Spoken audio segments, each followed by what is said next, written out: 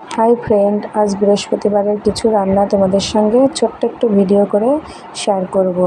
তো দেখো 4 পিস মতো কাতলা মাছ ছিল, সেটা ঝাল করছি আর পেঁয়াজ আলু ভাজা করব টিফিনের জন্য। সকালের স্কুলেও টিফিন হয়ে যাবে। দেখো পরোটা ভেজে নিয়েছি আর আলু ভাজা করেছি। এদিকে মসুরের ডাল করব, তো ডালটা সিদ্ধ করতে দিয়ে দিলাম। আর ডালটা আজ করব শাকের ডাঁটা দিয়ে, তো ডাঁটাগুলো কেটে ধুয়ে রেখে দিয়েছি।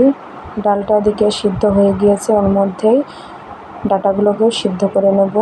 আর একটি কড়াইতে পেঁয়াজ রসুন শুকনো লঙ্কার পাঁচফোড়ন দিয়ে ভাজা হচ্ছে।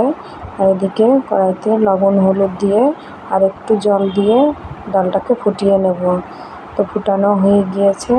এদিকে পেঁয়াজ রসুন ভাজা হয়ে গিয়েছে লাল লাল করে। এবার ফোড়ন দিতে হবে। পেঁয়াজ রসুন ভাজার মধ্যে একটু পাঁচফোড়ন দিয়ে দিয়েছি ভাজা করার জন্য। পাঁচফোড়নটা দিলে ডালে একটা সুগন্ধ আসে। এখন ডালটা ফোড়ন দিয়ে দিলাম। কি সুন্দর কালার হয়েছে, খেতেও খুব সুন্দর হবে। লেবু দিয়ে ডালটা খেতে খুবই ভালো লাগে। আর এদিকে একটা পেঁপে নিয়েছি, পেঁপেটাকে ভাজা করব। এভাবে কুচি করে কেটে নিয়েছি।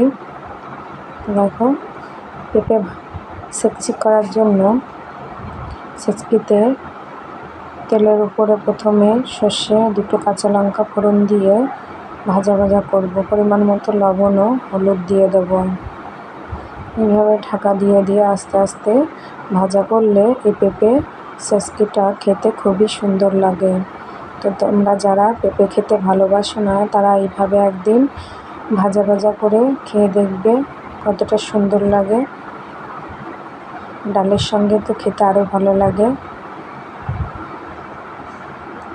এবার নাড়াচাড়া করে নিয়ে একটু ঢাকা দিয়ে দিলাম।